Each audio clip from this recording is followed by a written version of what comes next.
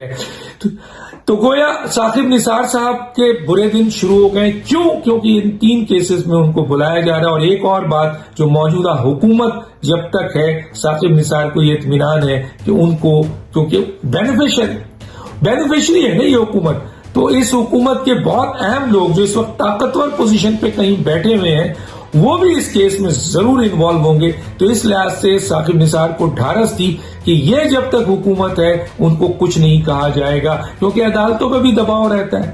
عدالتوں پہ دباؤ کا عناصر آپ دیکھ سکتے ہیں کہ خود شوکت صدیقی صاحب نے جو ہے وہ اپنے ریٹن جوڈیشل میں لکھا ہے عدالتوں کے.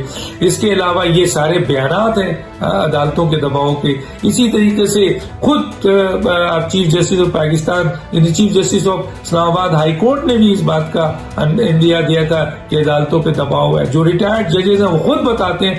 تو عدالتوں پہ دباؤ ہے اور حکومت اپنی طور پر اداروں پہ اور عدالتوں پہ دباؤ کہیں نہ کہیں سے داخل کرتی ہے. چنانچہ ثاقب نثار صاحب کو یہ اندازہ ہو چکا ہے کہ یہ حکومت جانے والی ہے اور ان 3 کیسز میں ان کو مدعو کیا جائے گا, انکوائری ہوگی. اور اب تو اتنا اوپن کیس ہے کہ ان کی آڈیو کو کسی اوتھینٹک بہت پاورفل بہت اچھی ریپوٹیبل فرم سے جو ہے وہ فورنسک کرائی جائے گی. اور یہ ٹاسک بھی اٹارنی جنرل کو دیا گیا ہے, تو اٹارنی جنرل کوئی جعلی کسی کو تو نہیں کر سکتے. اور یقیناً جو فرم ہوگی وہ اپنی ایک کیس کی وجہ سے جو ہے وہ اپنی پوری کی پوری کریڈیبلٹی تو خراب نہیں کرے گی. تو گویا بہت اہم ذرائع کے ذریعے یہ پتہ چلا ہے کہ ثاقب نثار صاحب ملک سے فرار ہو جائیں گے, ملک چھوڑ دیں گے. کیونکہ ایسی صورتحال میں ان پر سنگین الزامات ہیں اور اس الزامات کی بنیاد پر ان پر آرٹیکل 6 لگتا ہے.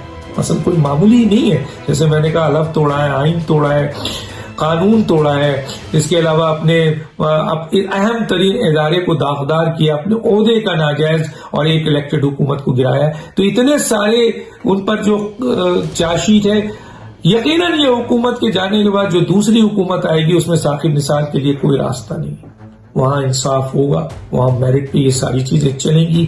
اگر عدالتوں پہ دباؤ ہوتا ہے تو اس حکومت میں عدالتوں پہ دباؤ نہیں ڈالا جائے گا اور عدالتیں انصاف کی بنیاد پر یہ فیصلے کریں گی. اور اب ثاقب نثار کو پتا ہے کہ عمران خان صاحب کی جو پوزیشن ہے اس میں ان کی حکومت تقریباً جا چکی ہے, جانے والی ہے, ان کو بھی اس بات کا اندازہ ہے. تو گویا اب وہ ہٹیں گے, اہم ترین لوگ جو مختلف پوسٹ میں بیٹھے ہیں وہ گریں گے, تو پھر ثاقب نثار صاحب اکیلے ہو جائیں گے. چاہے اس کے بعد وہ بعد میں چیختے رہیں کہ مجھے فلاں نے کہا, مجھے فلاں نے کہا, اس کی کوئی اہمیت نہیں ہوگی, کیونکہ آج وہ تمام چیزوں سے میڈیا میں ڈینائی کر چکے ہیں کہ میں ایسا نہیں ہوں. لیکن جب یہ چیزیں آ جائیں گی اور ثابت ہو جائیں گی تو پھر ثاقب نثار صاحب کسی اور کو انوالو کریں, وہ پھر سیکنڈری ہو جاتا ہے. تو گویا موجودہ حکومت کے جانے کے اوپر اور ان 3 کیسز میں جکڑ جانے کی بنیاد پہ ثاقب نثار صاحب کے لیے راستہ صرف ایک رہ گیا ہے, جو اہم ترین ایک ذرائع کے مطابق کہ وہ ملک چھوڑ رہے ہیں,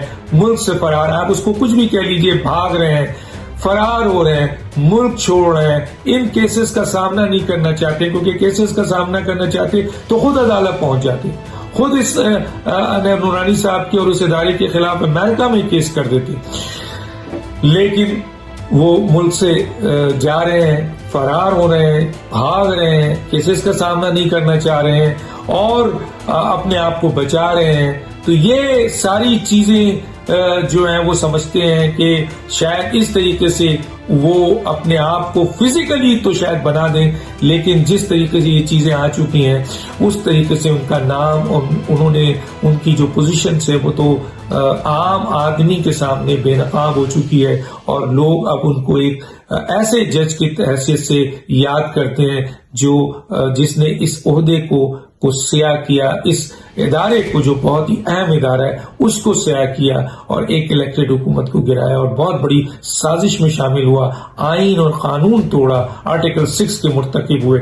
تو ایسی صورتحال میں وہ فزیکلی یہاں رہ کر یہ تمام چیزیں ثابت ہوتی ہیں, تو اس سے بہتر ہے کسی نے ان کو مشورہ ضرور دیا ہوگا کہ جیسے دوسرے لوگ نکل گئے ہیں آپ بھی نکل جائیے, کم از کم آپ اپنی جان تو بچائیے.